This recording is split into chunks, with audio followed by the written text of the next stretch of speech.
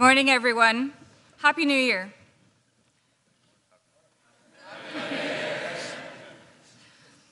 January is a strange time. We have a tendency to start anew, to gallop ahead and change our ways. But it's difficult. There's tension. We are vulnerable to short-term gains and stuck on the proverbial hedonic treadmill where we're running faster and faster but getting nowhere. Or, as Mr. Van Ostrom says, failing the marshmallow test. Perhaps it's all in the name. After all, January comes from Janus, the two-faced Roman god who purportedly saw both the future and the past, and we, like him, are destined to slide back into our old ways, perhaps. Is it human nature to seek pleasure and avoid pain? To seek the easy way? How do we make lasting change? I think if we could harness the energy of this moment, our frenzied attention to resolutions, our investment in self-improvement, then we could be better.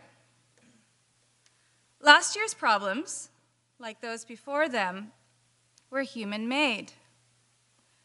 They were complex, and their situations will not be found in quick hacks, perhaps not even in textbooks, as we hear. They will be found in hardworking, innovative people. Solving these problems demands our responsibility, individual and collective. The new year is a time for hope, and this hope is born of responsibility. So as I said, there are no quick solutions to a better year, and perhaps not to a better life either. They don't come from a flash cleanse or a quick trip to the gym, though these might be really good starts, and I applaud and commiserate with anyone who's doing that. We make progress by taking responsibility, and coincidentally, that's the theme of this month.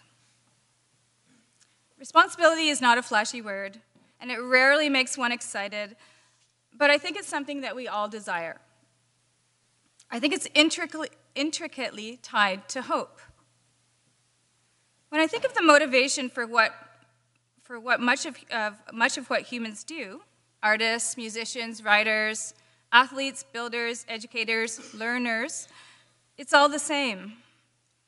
They practice their craft to forge a new future. They invest to produce. It's not glamorous, it's often routine, and it tests our resolve. Deep down, we know this. We even foster this in our children.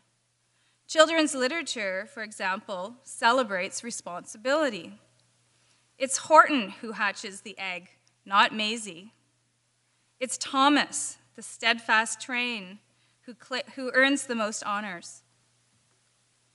What we're really talking about is investment, putting coins in the piggy bank now to realize future dreams. Or, to paraphrase Peter Pan author J.M. Barrie, it's planting seeds in May so we can have flowers in December. Responsibility gives life meaning. I recently come across Elizabeth Anderson, who's a professor at the University of Michigan and a philosopher. And she writes that freedom is the degree to which one has different spheres of belonging, the ease in which a person can crisscross identities in different domains. She's different from other philosophers in that she doesn't really see responsibility as the opposite of freedom, but rather as a key component of freedom. For example, I'm a teacher, but I'm also a daughter, a mother, a wife, a klutz, a student, a dog trainer, most recently, a colleague, and a friend. And I value all of these roles. By this measure, I should also be a little bit stressed. I could have an easier life, certainly, but as affirmed by Anderson, my responsibility actually gives me freedom. And thus, I am happiest and freest when I am most responsible. I would add that such responsibility fosters hope. There are many careers that pay better than teaching, that offer greater accolades, but there are few that remunerate so well. Teaching is all about hope. More recently, okay, actually not that recently, I became a grad student again. I measure my student status these days through my children, both of whom were born during my PhD days. My PhD is in its 8th year, perhaps a little longer, or in my eldest son Julian's terms, it's about 4 foot 1 inch. He's about 4 foot 3 inches, so the PhD is catching up. It's been an incredibly positive experience, and paradoxically, it's been a real challenge. It's like a never-ending capstone research paper. You all know. I've thought several times of abandoning it, and what stops me each time is responsibility and hope. I have a responsibility for my research, to those who have participated, for my findings, to my students who watch my persistence, to my employer and my friends who've supported me, and to my family who have invested, encouraged, and sacrificed bedtime stories, evenings out, and the opportunity to have a fully present me on any given holiday. I have a responsibility to try to make a contribution, however modest, to a better world. Sports also show us great examples of this, both literally and figuratively. In my youth, my hope and dream was to become a figure skater. And before I could skate backwards, I wanted to be an Olympian.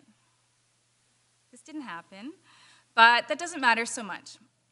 Sports taught me to practice as I performed, to see the future in the everyday grind. Investing in my practice meant jumping, falling, jumping again, falling again, jumping again, continuing to dream that we are better than we are, or as Robert Browning, the poet, more eloquently said, that one's reach should exceed one's grasp. We must crawl to walk. We must glide before we can jump. At Appleby, every day is a new chance to do just that. Every class is a new chance to improve. In Capstone, we call this the quest. There's no such thing as a final draft. We write and revise in the hope that the College Board will deem us 5 worthy, and these little changes lead to more significant products. As a teacher, we are inspired by students. Through their growing responsibility, they give us hope. A few years ago, I was introduced to 3 students who had returned from intercultural service trips and were astonished by what they had encountered. 10-year-old children with little education, limited expectations, a bleak life by their standards. These students learned that poverty and education are often connected and that there is as much to be done in their own Halton community. This realization was the first step in what would become an ambitious project, the Newcomers Tutoring Program. It provided friendship and academic support to new immigrant students in the Oakville community. Rohan, Zaid, and Ebro made considerable investments of time and their own money to make this happen. Newcomers Tutoring, for their efforts, were recently awarded the YMCA Peace Medal. So this January, as you sift through the barrage of New Year, New You media and inducements to self-improvement or hope in a jar, I encourage you to be judicious. Choose wisely. There are no shortcuts, only responsibilities. After all, the world is complex, and lasting solutions require real investment. Here are a few steps to get you started, inspired by writers more famous than me. If you want to be fit, don't chase the big promises. Instead, sweat and lift heavy stuff. If you want to be a better networker, don't sign up for a new app. Instead, phone a friend, have coffee, or sit with someone from a different grade. If you want real friends, be a friend in person. If you want to be more productive, do one thing at a time. If you want to save more money, lower your ego and live below your means. If you want to learn more, read a book. When finished, read another. If you want to advance your career, work harder than is expected of you and be nice to people. If you want to be a better human, value every human life the same. If you want a better future, invest now. You'll notice that these are not hacks. They are considered, responsible actions. They may challenge you, and they will take time, but they will contribute to a better you, and perhaps to a better community, and perhaps even further, to a more hopeful future. On that note, I would like to wish you a 2019 filled with great responsibility and much hope. Would you please stand and sing hymn 575?